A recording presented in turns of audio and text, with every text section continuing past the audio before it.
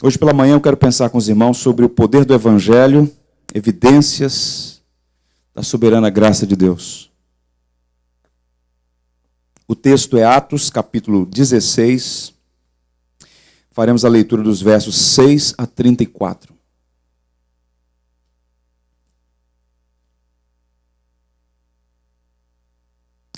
Diz assim a viva e eficaz palavra do Senhor. E percorrendo a região frígio-gálata, tendo sido impedidos pelo Espírito Santo de pregar a palavra na Ásia, defrontando Mísia, tentavam ir para Bitínia, mas o Espírito de Jesus não o permitiu. E tendo contornado Mísia, desceram a Troade. À noite, sobreveio a Paulo uma visão na qual um varão macedônio estava em pé e lhe rogava, dizendo: passa a Macedônia e ajuda-nos. Assim que teve a visão, imediatamente procuramos partir para aquele destino, concluindo que Deus nos havia chamado para lhes anunciar o Evangelho. Tendo, pois, navegado de Troade, seguimos em direitura a Samotrácia, no dia seguinte a Neápolis, e dali a Filipos, cidade da Macedônia, primeira do distrito e colônia. Nessa cidade permanecemos alguns dias. No sábado saímos da cidade para junto do rio, onde nos pareceu haver um lugar de oração. E assentando-nos, falamos às mulheres que para ali tinham concorrido. Certa mulher chamada Lídia, da cidade de Tiatira, vendedora de púrpura, temente a Deus, nos escutava. O Senhor lhe abriu o coração para atender às coisas que Paulo dizia. Depois de ser batizada, ela e toda a sua casa, nos rogou, dizendo: se julgais que sou fiel ao Senhor, entrai em minha casa e aí ficai. E nos constrangeu a isso. Aconteceu que, indo nós para o lugar de oração, nos saiu ao encontro uma jovem possessa de espírito adivinhador, a qual, adivinhando, dava grande lucro aos seus senhores. Seguindo a Paulo e a nós, clamava dizendo: estes homens são servos do Deus Altíssimo e vos anunciam o caminho da salvação. Isso se repetia por muitos dias. Então Paulo, já indignado, voltando-se, disse ao Espírito: em nome de Jesus Cristo eu te mando, retira-te dela. E ele na mesma hora saiu. Vendo seus senhores que lhes desfizeram a esperança do lucro, agarrando em Paulo e Silas, o arrastaram para a praça, à presença das autoridades.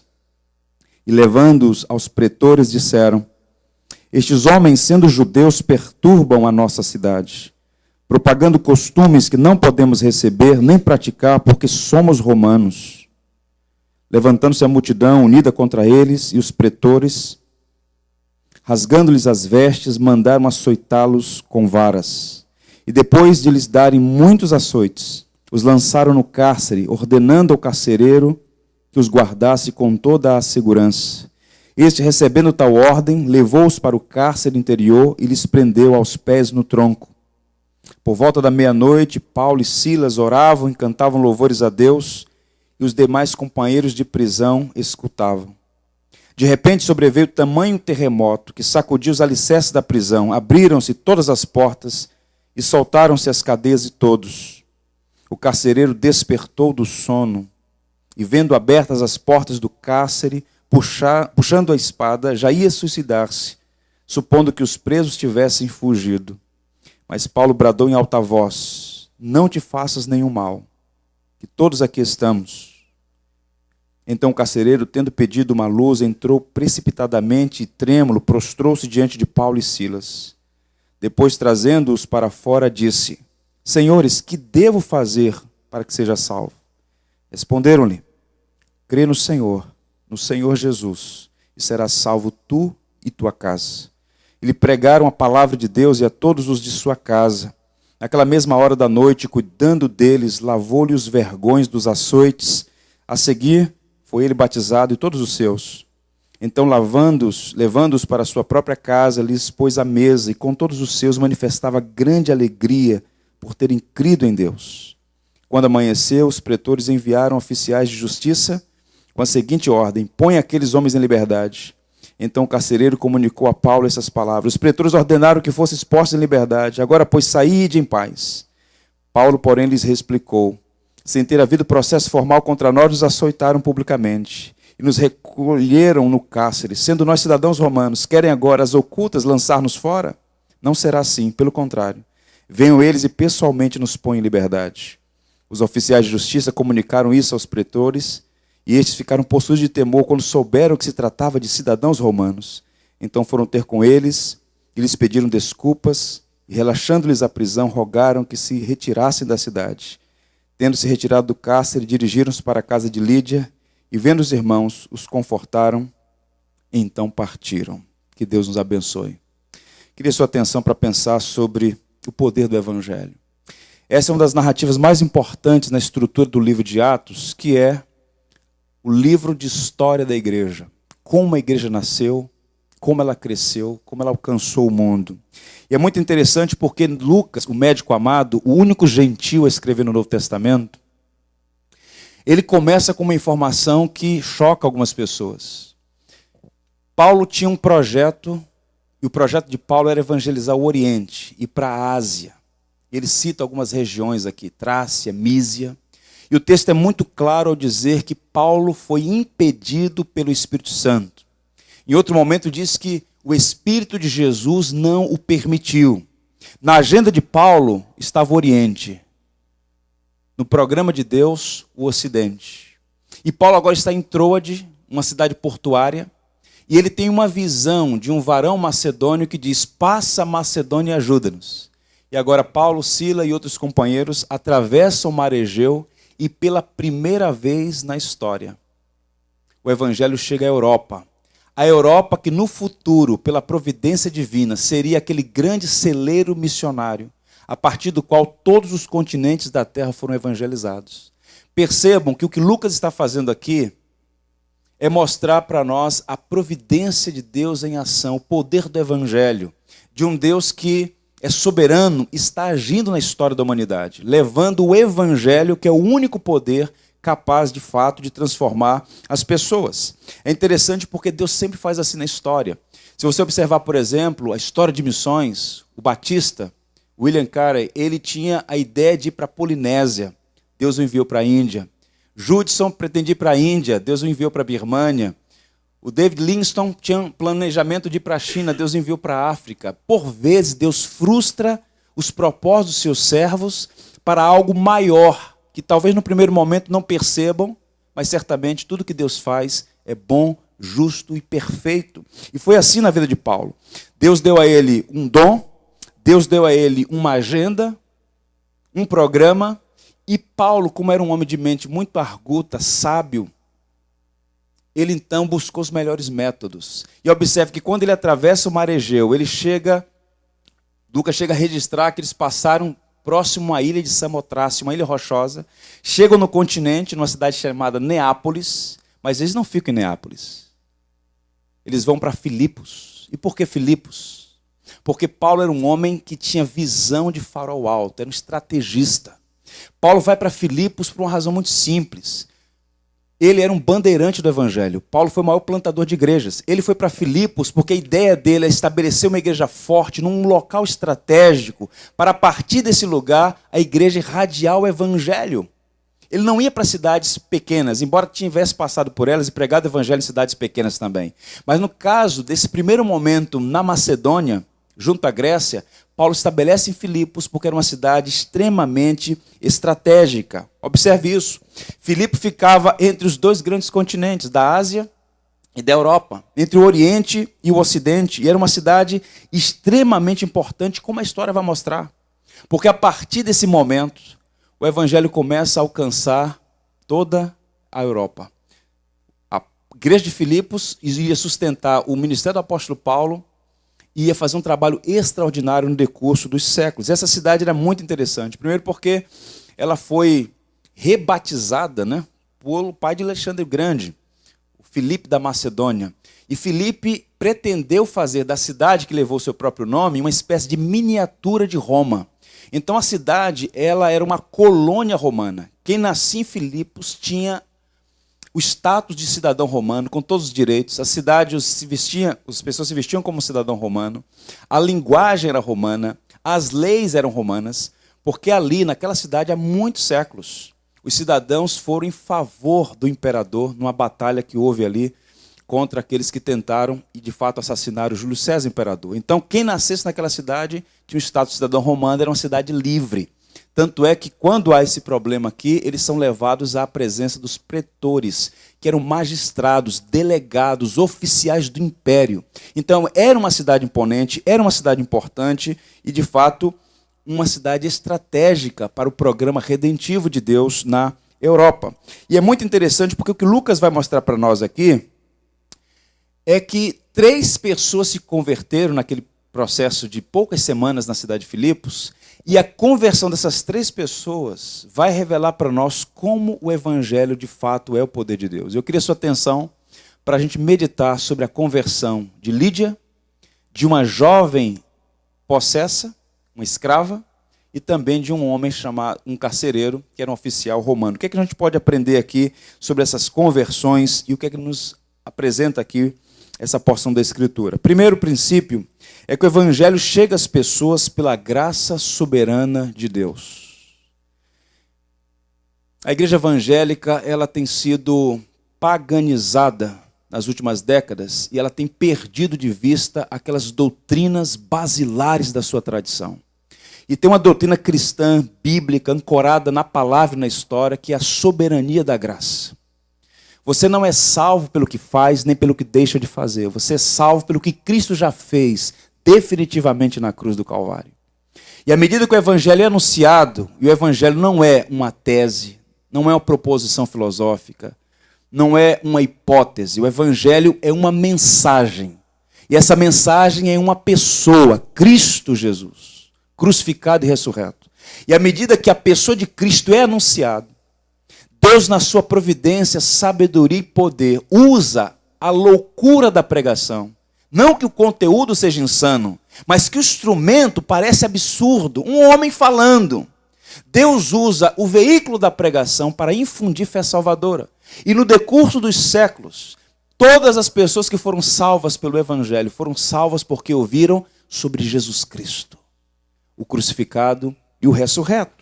E aqui nós temos o relato de 3 pessoas. E vamos ver as distinções delas, para observar que Deus tem salvado a pessoa ao longo dos séculos, de uma maneira extraordinária, para revelar que a salvação não é uma coisa que o homem conquista, mas que ele recebe. De fato, o evangelho é o poder de Deus. Primeiro ele fala da conversão de Lídia, uma mulher que é descrita como uma mulher temente. E observe, não havia sinagoga em Filipos, porque segundo a tradição, era necessário pelo menos um coro de 10 homens para formar uma sinagoga.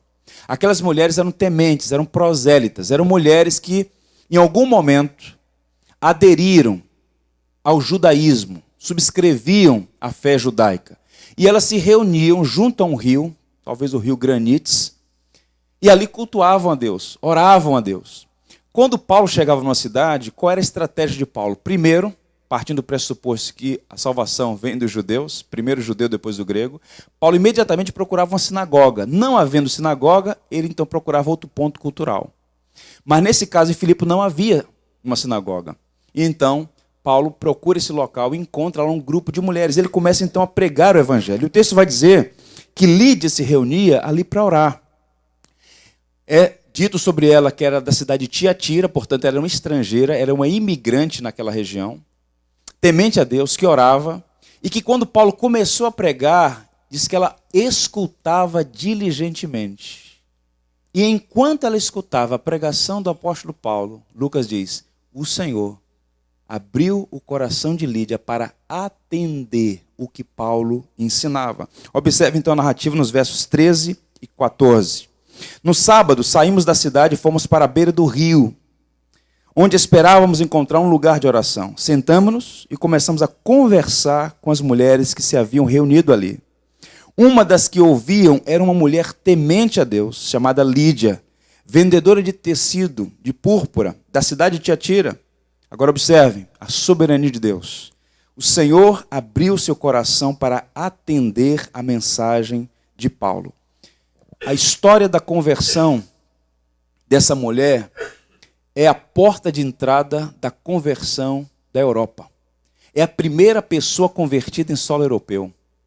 Uma imigrante, uma estrangeira que era da Ásia e que estava ali na cidade de Filipos. E essa mulher, impressionantemente, tem a sua mente, o seu coração abertos para ouvir e entender o que Paulo anunciava. E Paulo anunciava o Evangelho, que é Jesus Cristo. Isso é muito interessante. Quando eu penso, por exemplo, nas catedrais na Europa, no expressivo contingente de pessoas que foram salvas, eu jamais devo me esquecer do que Deus começou ali às margens daquele rio pequeno e inexpressivo. Embora a Europa hoje seja um continente secularizado, não é? Uma época pós-cristã, as catedrais viraram praticamente museus a céu aberto. Pois bem, mas o fato é que por muito tempo foi naquele continente que o Evangelho pulsou com força. E a partir dali, as Américas, a África, a Oceania, outros continentes foram alcançados pelo Evangelho. E tudo começou onde? Às margens de um rio, uma mulher ouvindo o Evangelho e abrindo seu coração para Cristo. E foi na casa dela que se estabeleceu a primeira igreja em solo europeu. Ela convidou Paulo e seus amigos, e para lá eles foram. E passaram alguns dias antes de seguir viagem. Isso realmente é interessante e aponta para nós o quê? Nós não devemos desprezar os pequenos começos. Os pequenos começos podem reservar grandes coisas no futuro. Observe, então, ela é convertida pela graça de Deus. Há um outro personagem aqui, que é a jovem possessa. E essa libertação é interessante porque ela era uma escrava. Ela vivia sob dominação de um grupo de pessoas que a mantinha como escrava e usava, supostamente, alguns talentos que ela tinha para enriquecer. A ideia aqui, e a expressão que é usada no texto bíblico, é que a jovem tinha um espírito de Piton. Isso tem uma relação com a mitologia grega antiga. Piton era uma cobra que vivia no entorno do templo de Apolo e junto aos oráculos de Delfos. E então essa cobra era uma encarnação do deus Apolo, que era o deus da profecia. Então havia um círculo expressivo de pessoas pagãs, místicas, que iam buscar esses oráculos, essas profecias. Então a cidade fervilhava de profetisas, de adivinhos. Era um espírito místico. E ali havia uma jovem que tinha supostamente o poder de profetizar ou de adivinhar o futuro das pessoas. E um grupo de homens mantinha ela como escrava e lucrava com isso. Lucas, que está fazendo o registro desses acontecimentos, com a mente cristã, dirigido pelo Espírito, ele não cai nesse engodo, ele vai fazer uma afirmação categórica. Isso não é uma habilidade, isso não é um poder natural, isso na verdade é um espírito maligno. E observe que quando Paulo e os seus companheiros estavam a caminho do rio, no sábado seguinte, eles se reuniam aos sábados, esse espírito, por meio da moça, disse: eis aí, ó, esses homens falam coisas de Deus, eles falam no caminho da salvação. O diabo falando verdades, mas com intenção espúria. E Paulo, o texto vai dizer que já indignado, repreende o espírito maligno e ele então deixa aquela jovem escrava, que a leitura subsequente é que de fato ela se converteu e foi liberta daquela tirania. Qual o ponto aqui? Lídia é uma mulher temente, prosélita, que buscava conhecer e servir a Deus, embora tateando nos labirintos da religião meritória. Aqui você tem uma jovem anônima escravizada por Satanás. É um outro perfil, mas ambas precisam do Evangelho. E o Evangelho que alcançou o coração de Lídia, agora é o Evangelho que está alcançando o coração de uma jovem escrava. Observe o verso 18. Então Paulo, já indignado, a palavra aí é irritado, Paulo já tinha perdido a paciência com aquilo, voltando-se disse ao Espírito: em nome de Jesus Cristo eu te mando, retira-te dela. E ele na mesma hora saiu. Não estava na agenda de Paulo ir para a Macedônia. Paulo pretendia ir para a Ásia, mas aprove a Deus levá-lo à Macedônia, passando por Neápolis, chegando a Filipos, para libertar uma jovem que por muito tempo estava duplamente escravizada. Era socialmente escrava, era uma cultura vigente à época, ela não era uma pessoa, ou não era considerada uma pessoa, era um objeto. A cultura era essa. Se você ler, por exemplo, Aristóteles, vai dizer que o escravo não é gente, é uma ferramenta viva. Você faz um inventário das ferramentas e faz um inventário dos escravos. Era a cultura da época. E aquela mulher era uma escrava de certas pessoas e que tinha essa possessão, era possessa por esses espíritos e eles tinham lucro com isso. E quando Paulo agora repreende em nome de Cristo, e observe isso, João vai dizer que o Senhor Jesus se manifestou para desfazer as obras do diabo. E quando nós falamos no diabo, numa cultura como a nossa, via de regra, a gente tem que tomar dois cuidados. Primeiro, é a ideia equivocada de ver o diabo em tudo, e de igual modo a ideia equivocada de não ver o diabo em nada. O diabo existe. Ele é espírito invisível, mas ele é real. Ele é chamado de Deus desse século, a sagaz serpente, o enganador. Não é o nome próprio. Satanás significa adversário, o diabo é acusador, mas esse espírito existe. E é ele quem domina e oprime as pessoas. E há pessoas que estão tão opressas e ficam possessas por espíritos malignos. E Paulo, no poder do Espírito Santo, em nome de Cristo, diante do qual toda autoridade se curva, libertou aquela jovem da tirania de Satanás. Isso é realmente instrutivo para nós, numa época em que a gente está sempre polarizado. Um grupo que vê o diabo em tudo e um grupo que não consegue perceber as artimanhas de Satanás, inclusive oprimindo pessoas que servem a Deus. Caminhando. O terceiro personagem é o carcereiro. O carcereiro, ironicamente, ele tem o controle de certos presos, mas ele mesmo é um preso. Ele é preso do pecado. E aí a coisa mais curiosa nesse processo é a dinâmica. Como isso se dá? Se dá basicamente assim. No momento em que Paulo expulsa o espírito maligno na vida daquela menina, cujo nome não sabemos, os resultados não são bons para os proprietários dela.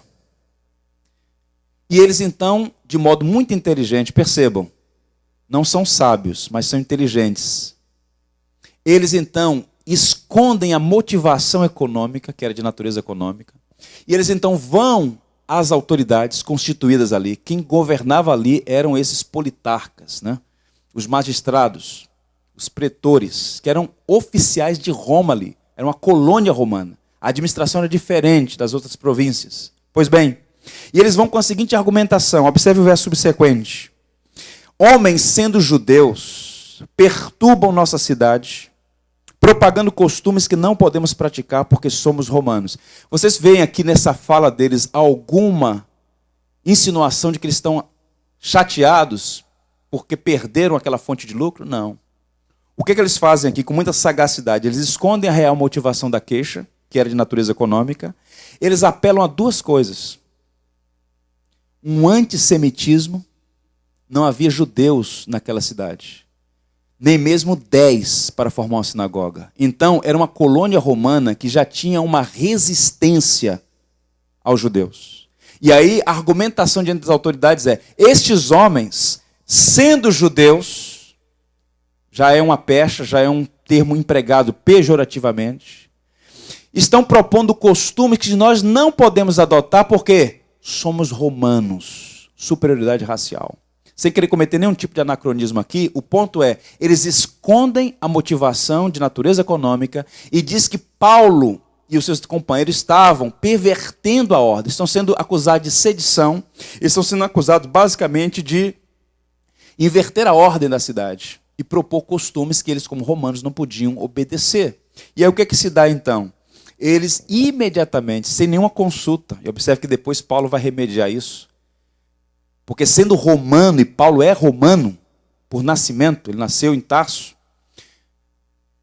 eles são presos, açoitados e lançados no cárcere. Paulo aceita tudo aquilo. No primeiro momento, Paulo já podia ter dito: epa, não me toque, eu sou romano. Mas Paulo aceitou os açoites. Observe como é a providência. Então Paulo vai para a prisão com Silas e seus companheiros, e ali tem uma coisa muito interessante nessa passagem, muito interessante, que é o seguinte: o texto vai dizer, observe, por volta da meia-noite, oravam e faziam o que, gente? Cantavam louvores a Deus. Vamos ler isso aqui mais uma vez, todos juntos? Por volta da meia-noite, oravam.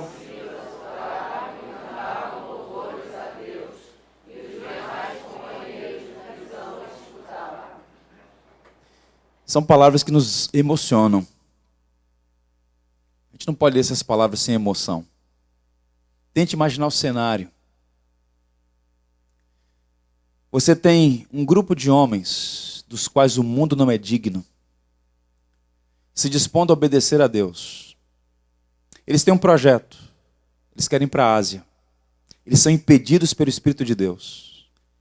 Eles entendem que a agenda divina é atravessar o Egeu e ir para Macedônia. E eles o fazem.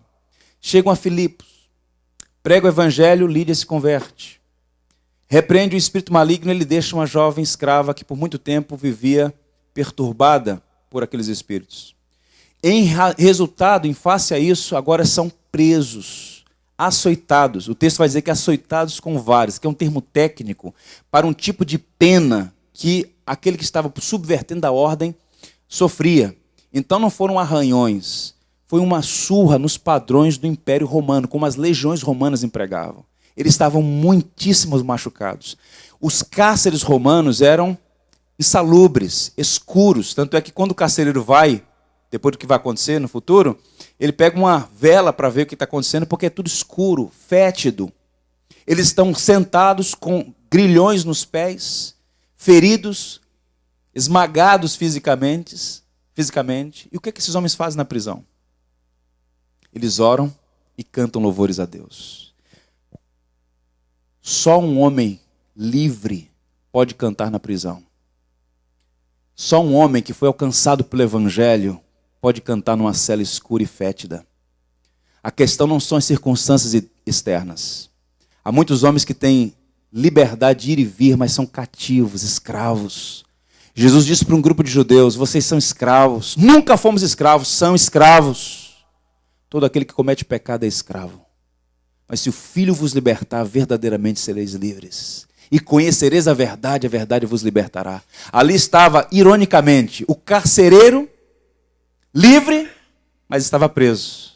Os pregadores presos, mas estavam livres. Esse é o paradoxo do Evangelho. E eu fico imaginando o que é que eles cantaram naquela prisão. Possivelmente o saltério, o hino, o manual de liturgia da igreja, o saltério, cantar os salmos, hinos de adoração a Deus, certamente. E aí é interessante porque o que Deus vai fazer a partir do capítulo 20, do verso 25, é que 3 milagres acontecem naquela cadeia ali. O primeiro milagre é físico, houve um terremoto. Diz que houve um grande terremoto, ou seja, os alicerces da prisão foram abalados. Houve um terremoto físico, houve um milagre moral, porque observe, todos os presos, e não apenas os missionários, todos os presos permaneceram. Tanto é que quando Paulo ouviu e viu a intenção do carcereiro em tirar a própria vida, porque como o chefe da prisão, se houvesse uma fuga, a lei romana prescrevia: se você deixou sair os presos, por algum motivo, você tem que pagar com a sua própria vida. Então ele, temendo isso, o ultraje de ser tirado da própria vida, ele então intenciona suicidar-se. Paulo diz: não faça isso. E aí o milagre espiritual, porque aquele carcereiro foi livre naquele dia, naquela noite. E ele faz uma pergunta, quando vê todo aquele cenário, e a pergunta é essa: senhores, que devo fazer para que seja salvo? Não tem sido essa pergunta de muita gente: que devo fazer para ser salvo?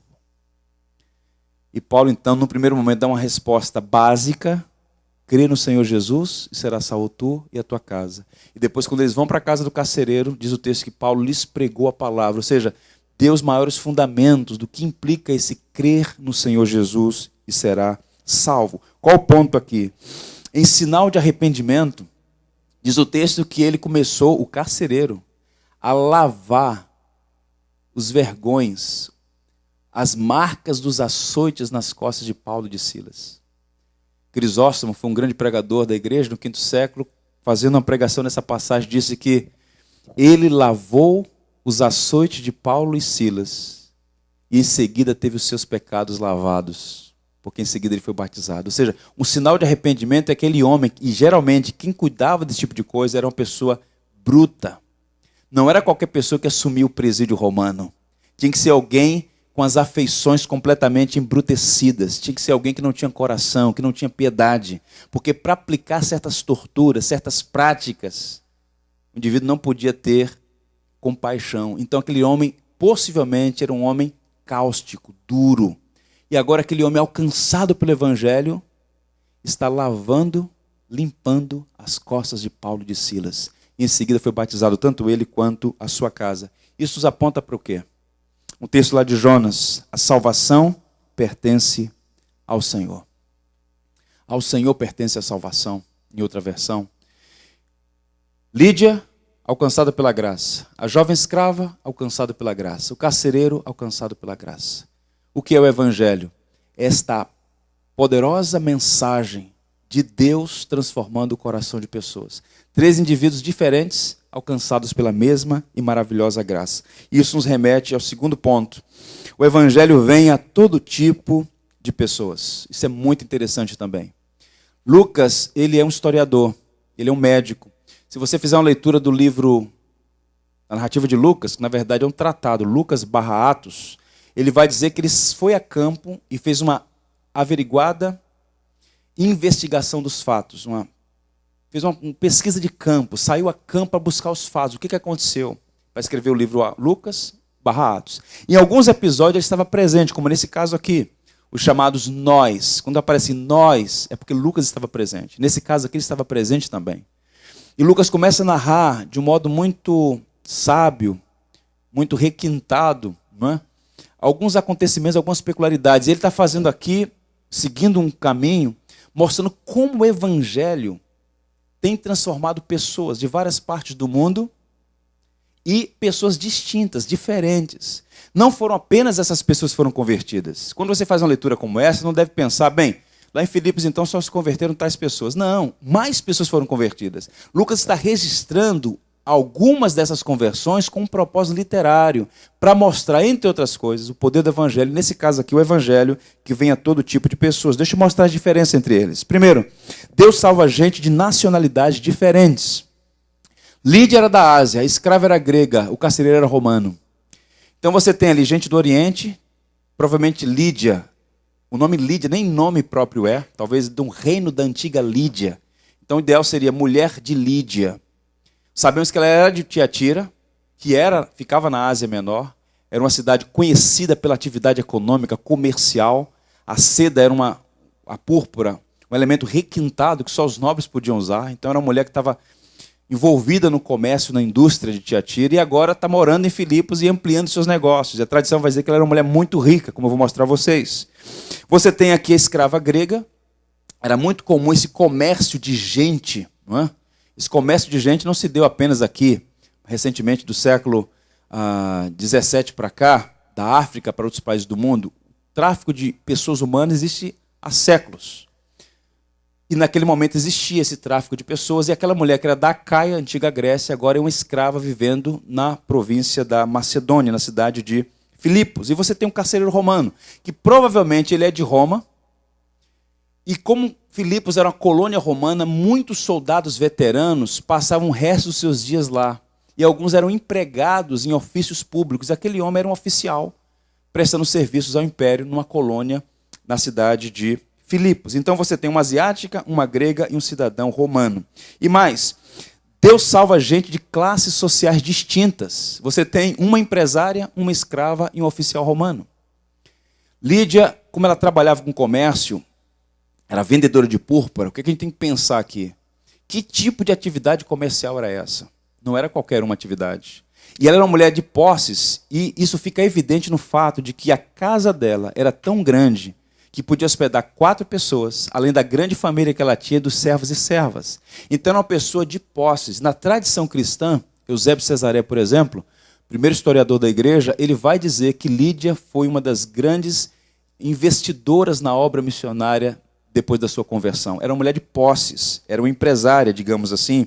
Você tem, então, uma escrava, que era uma ferramenta viva na cultura daquele tempo, destituída de posses e do bem mais precioso, que é a liberdade. O bem da liberdade individual. E você tem o oficial romano, que ali estava. Agora, o que é curioso nesse processo? É que Lucas está mostrando para nós que Deus tem salvado pessoas de todos os estratos sociais. E por que isso é bom? E veja como a Bíblia é atual e nos comunica a gloriosa verdade. Deus não faz acepção de pessoas. E essa é uma expressão que tem que ser adequadamente vista, e adequadamente examinada. O texto está lá em Atos 10, 34, para ler um dos versos em que é dito isso. Então falou Pedro dizendo, reconheço por verdade que Deus não faz o quê? Acepção.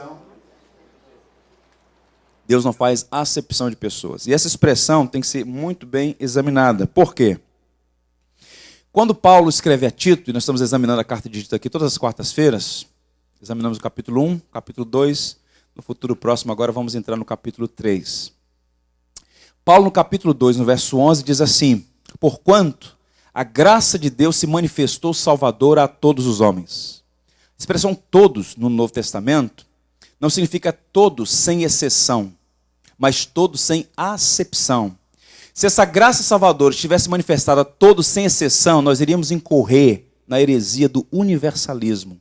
Se a graça se manifestou salvadora a todos sem exceção, então todos são salvos. Não é isso que a Bíblia ensina. Quando a Bíblia fala que a graça se manifestou salvadora a todos os homens, e Pedro está dizendo para Cornélio, primeiro convertido gentil, que Deus não faz acepção, está dizendo que Deus não salva baseado na aparência, na cor da pele, na condição econômica, no extrato social. Deus soberanamente salva, e salva a pessoa de todas as classes da sociedade, salva de todas as nacionalidades. No grande encontro, João vai dizer que diante do Cordeiro estarão pessoas de todas as tribos, línguas, povos e raças. Deus está salvando pessoas de todas as etnias da terra, de todas as famílias, de todas as línguas. Então essa expressão aponta para isso. Deus não salva baseado na aparência. A expressão de acepção é esta aí. Você escolher baseado no estereótipo da pessoa ou em alguma virtude que ela tem, algum aspecto exterior. Não é isso que o texto está dizendo. E observe Gálatas 3,28, dissarte: não pode haver judeu nem grego, nem escravo nem liberto, nem homem nem mulher, porque todos vós sois um em Cristo Jesus. Ou seja, as diferenças existem. Homem é homem, mulher é mulher. Existe o pobre, existe o rico. Existem diferenças, mas o que Deus está fazendo é salvando homens e mulheres, pobres e ricos, né? Ou como diz o texto aqui, judeus e gregos, ou seja, tanto aqueles etnicamente judeus, ou aqueles que estão fora do círculo, né? São os demais, os gentios. Então Deus está salvando pessoas diferentes em todas as partes do mundo. Caminhando, Deus salva a gente de culturas religiosas diferentes. Interessante isso, Lídia era prosélita, a escrava possessa estava envolvida no misticismo, naquelas práticas pagãs, e você tem o carcereiro que acreditava que César era o Senhor, não é? O conceito de Kyrios, o Senhor, era o Império Romano. Roma era adorada como uma divindade. Os imperadores romanos evocavam, queriam ser cultuados. Então, para aquele homem exercer uma função pública, ele então subscrevia a religião do Estado. César é o Senhor. Então você tem três contextos religiosos diferentes. Uma aproximada do judaísmo, uma do misticismo e um homem adorando a religião estatal, no caso, o Império Romano. Eu estava pensando sobre isso e me veio à mente uma experiência, uma das que tive em Cuba. A quantidade de pessoas convertendo a fé cristã em Cuba é uma coisa impressionante. A igreja que nós assistimos lá, a primeira igreja batista de Bayamo, uma igreja fundada em 1905, hoje tem 1.200 membros e 37 congregações. Pessoas convertendo. Pessoas simples e gente do alto escalão do governo comunista. E uma das visitas que eu fiz àqueles irmãos, conheci um homem. Na casa dele ainda tinha lá algumas fotos, alguns retratos da época da Revolução. Ele militou junto com os revolucionários de 1959. E ele dizia: eu e os demais companheiros que afirmavam sermos ateus, que não acreditavam em religião, que perseguimos em particular os cristãos, eu, na verdade, tinha um Messias, tinha um Deus, tinha uma religião. Minha religião era o Partido Comunista, meu Deus era o comunismo, e o nosso Messias era Fidel. Mas um dia o Evangelho arrancou essas escamas. Eu só sirvo a Cristo hoje. Cristo é meu Senhor, Cristo é meu Salvador. E esses quadros eu mantenho aqui, pastor, para que quando os companheiros cheguem aqui, eu falo: está vendo isso aqui? Isso aqui é só ilusão. Cristo é o Senhor. Ou seja, observe como Deus tem salvado pessoas. Judeus se convertendo à fé cristã. O Evangelho mudou de endereço. Há um autor chamado Philip Jenkins, que escreveu uma obra fantástica aqui no Brasil, publicada pela editora Record, A Próxima Cristandade, em que ele argumenta com muita consistência que o Evangelho mudou de endereço, saiu do hemisfério norte para o hemisfério sul. A África, por exemplo, ela experimentou o maior fenômeno de crescimento da igreja na história da civilização. A África, em 1910, tinha 9 milhões de cristãos. 9 milhões de cristãos em 1910. Hoje a África tem 460 milhões de cristãos. Há mais anglicanos na Nigéria do que em todo o Reino Unido. Observe como Deus tem salvado pessoas. E salva pessoas ricas, salva pobres, salva judeus, salva gentios. Tem feito uma obra extraordinária. Porque o Evangelho é o poder de Deus. E nós precisamos olhar para essas distinções com cuidado, porque elas estão aí e não podem ser removidas. Mas o fato é que Deus gloriosamente, graciosamente está salvando pessoas. E nós louvamos o nome dele por isso. O Stott vai dizer que a comerciante rica, escravo explorado, o carcereiro romano, agora estavam numa comunhão fraternal. Havia distinções, mas estavam unidos, um só povo em Cristo Jesus. E para citar um último comentário aqui do Martin Lloyd Jones, ele diz: Deus salva pessoas de lugares diferentes, de raças diferentes, no caso aqui etnias, ele está empregando esse texto aqui na década de 60, de culturas diferentes, religiões diferentes. As paredes que dividem as pessoas são quebradas. Pobres e ricos, religiosos e místicos, ateus e possessos podem ser alcançados pelo Evangelho. Jesus Cristo é o único Salvador. Louvado seja Deus por isso. Deus está fazendo uma obra especial em todo o mundo. E Lucas está mostrando para nós como esse Evangelho está transformando a vida de pessoas. Se nós fôssemos franquear aqui, por exemplo, a oportunidade para alguém dar o seu testemunho, nós teríamos vários testemunhos. Tem aqueles que nasceram na ambiência da igreja, mas Deus não tem neto. Ou você é filho ou não é. Filho de crente não é neto de Deus. Então, muitas pessoas que nasceram na ambiência da fé, em algum momento ouviram o Evangelho e foram por ele transformadas. Religiosos que se converteram à fé cristã. Outros que tinham uma conduta, em tese, religiosa, com resistência, mas que no fundo tinham sua própria religião forjada por sua mente caída, e em algum momento também ouviram o Evangelho. Outros frequentavam outras matizes religiosas, também ouviram o Evangelho e foram transformadas. Nós temos pessoas aqui de vários tipos, várias formações, homens e mulheres. Mas o que nós temos em comum? Um dia o Evangelho nos alcançou e transformou a nossa vida, e nós hoje servimos ao mesmo Salvador. Isso é o poder de Deus. Quando eu ouço, por exemplo, e nós devemos reconhecer o valor disso, da prática de esportes, do futebol, por exemplo, Brasil, país do futebol. Mas às vezes a gente ouve alguns comentaristas, né, em épocas como Copa do Mundo, por exemplo, eles ficam muito empolgados, muito animados, e dizem assim: estamos agora diante do maior espetáculo da Terra, né? E quando está mais empolgado, então, falam cada coisa. Mas deixa eu dizer uma coisa para você: o maior espetáculo da Terra é a igreja. Só a igreja é de fato essa comunidade que, apesar de todas as distinções, um pode olhar para o outro e chamar de irmão. Tanto faz você estar no Brasil, como no Sri Lanka, no Japão, no Peru, nos Estados Unidos. Você tem uma comunidade de pessoas que você olha para ela, pode não entender a linguagem dela, porque os idiomas são diferentes, mas você bate o olho e fala: nós pertencemos à mesma família, nós somos o mesmo pai. Isso é o Evangelho. E esse espetáculo da terra, que supostamente é futebol, né? Mostra lá foto da criancinha no estádio, maravilhoso e tal. Olha aqui, ó, que fraternidade, que espírito comum. Mas tem um detalhe: se tira a polícia, não tem jogo. Se tirar a polícia, não tem jogo. O maior espetáculo da terra é a igreja de Jesus Cristo. E Paulo está mostrando aqui um carcereiro, uma empresária e uma escrava alcançados pelo Evangelho. E eu concluo falando do Evangelho, que é poderoso para salvar. Lucas está construindo uma narrativa que sugere que aquela jovem escrava foi liberta do espírito maligno, mas também foi salva. E essa é a afirmação que faz a tradição para nós, os chamados pais da igreja. Os donos que ganhavam dinheiro ficaram injuriados, arquitetaram um plano lá, eles foram presos, maltratados, depois os pretores tiveram que se retratar, porque Paulo não podia passar por aquilo, porque era um cidadão romano, não podia ser subjugado àquela humilhação. Mas fica muito clara a conversão de Lídia e do carcereiro. E eu queria só destacar algumas coisas aqui para a gente poder concluir.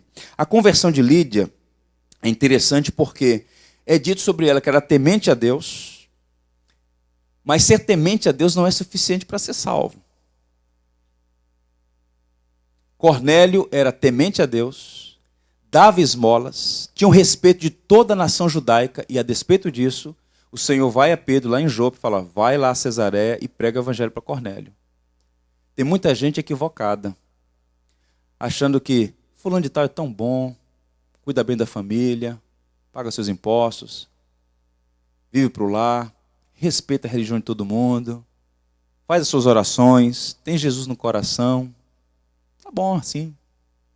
Se você ainda não se curvou à autoridade de Jesus Cristo, você está tão perdido quanto o pior daqueles que afirmam as piores blasfêmias contra Deus. Ser temente não é suficiente, tem que se curvar à mensagem da cruz. Só há um caminho de salvação, esse caminho é Jesus Cristo. Eu sou o caminho, a verdade e a vida, ninguém vem ao Pai senão por mim. Lídia precisava do Evangelho. Jesus disse que se não nascer da água do Espírito não pode ver o reino de Deus. Razão pela qual Deus abriu o coração dela. Veja, você crê, você tem que se arrepender. Mas tudo que nós fazemos em direção a Deus é porque primeiro Ele fez algo prevenientemente, a graça preveniente. Nós o amamos porque Ele nos amou primeiro.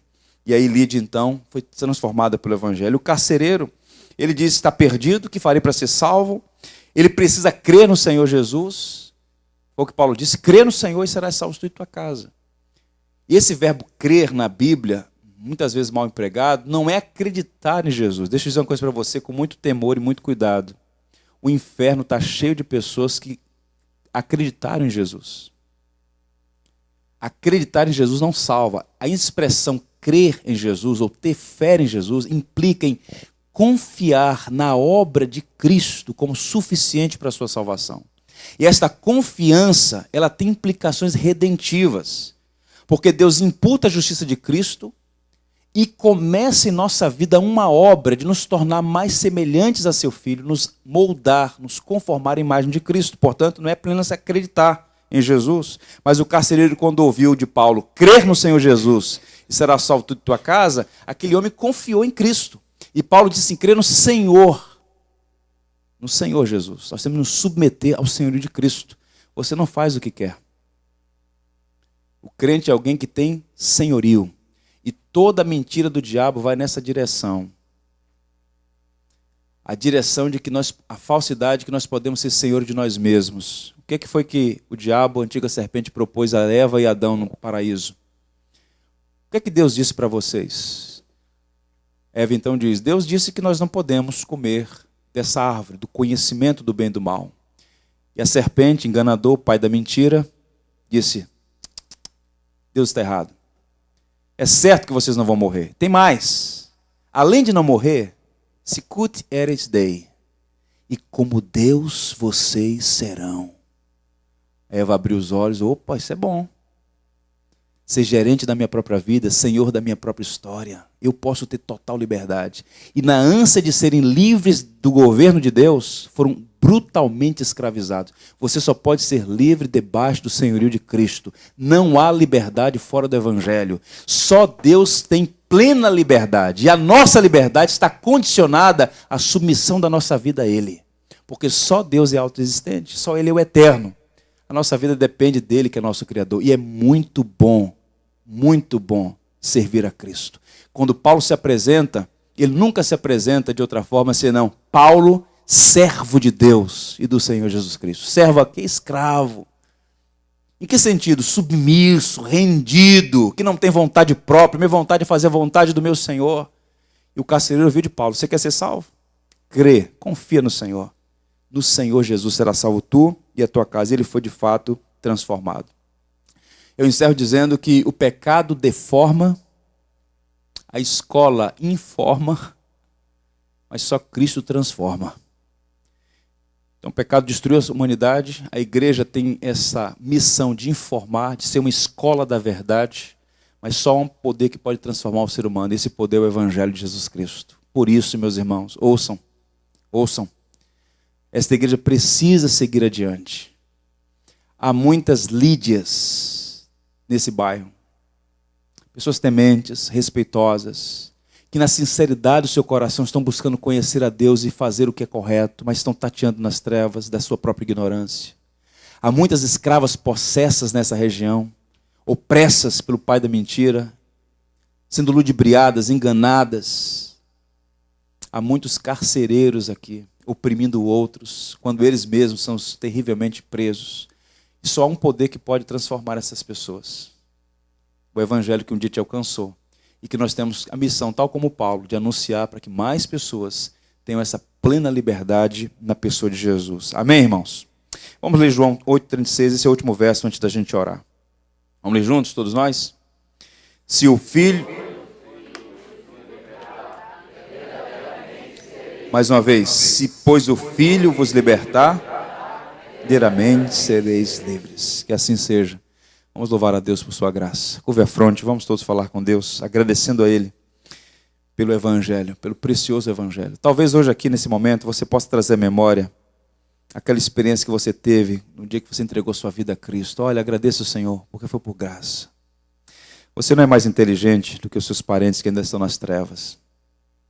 Você não é melhor do que as pessoas que ainda estão perdidas, tateando na escuridão. Se você está no Evangelho é porque Deus foi misericordioso com você. Deus usou de graça. E nós queremos louvar a Deus porque Ele realmente é bom e a sua misericórdia dura para sempre. Deus bendito, nós te louvamos por tua palavra. É um privilégio ter a liberdade de ler e aprender dela. E nós ouvimos nesta manhã sobre o poder do Evangelho. E nós nos alegramos porque o Evangelho não é deste mundo, como o teu reino também não é. O Evangelho é essa força, esse poder que vem do alto, que vem dos céus, que vem da tua mente graciosa, que na pessoa do teu Filho nos redimiu do pecado. Nós te louvamos porque essa mensagem transformou a nossa vida. Nós não somos salvos pelo aquilo que fizemos ou faremos, mas pelo que Cristo fez, e nós te louvamos por isso. Te louvamos pelo registro dessa porção, pois fomos informados da tua graça sobre a vida de Lídia, a quem o Senhor abriu o coração para entender e para atender o que ela ouvia da parte do apóstolo Paulo. Te louvamos por aquela jovem escrava que foi liberta da tirania de Satanás. Te louvamos pelo carcereiro que estava prestes a tirar a sua vida, quando ouviu crer no Senhor Jesus e será salvo tu e a tua casa. Ó Deus, quanta gente no nosso redor, no nosso entorno, nesse bairro, nessas mesmas condições. Nós oramos para que essa igreja, Senhor, seja fortalecida no poder do Teu Espírito, para ser um instrumento, para conduzir muitas pessoas à liberdade que há no Evangelho. Nós te louvamos por cada um dos irmãos e irmãs aqui, que podem trazer à memória o dia ou o tempo em que também foram alcançadas por essa mesma graça. Recebe o louvor da igreja, Senhor. E que ela jamais perca de vista que o Evangelho é o poder de Deus. Não é uma hipótese, não é uma tese, não é uma filosofia barata. É um poder transformador, o único poder capaz de nos transformar. Nós te louvamos por isso e aí te rendemos honra, louvor e glória na manhã desse dia. Esse dia que para nós é tão precioso, porque foi numa manhã de domingo que Cristo ressurgiu dos mortos. Te louvamos porque nosso Senhor vive, Ele reina e podemos professar essa esperança de um dia nos encontrarmos para sempre com o Senhor. É em nome dele que nós oramos, agradecidos. Amém e amém. Que o amor de Deus, nosso Pai, a graça de Jesus Cristo e a comunhão do Espírito Santo estejam sobre todos aqueles que confiam no Evangelho de nosso Senhor, hoje e sempre. Amém. Deus abençoe os irmãos.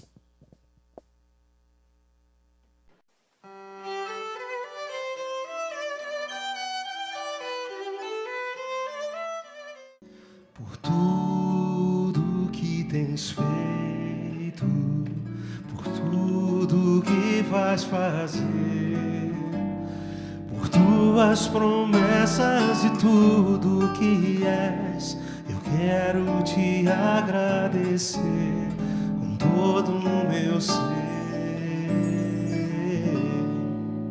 Te agradeço.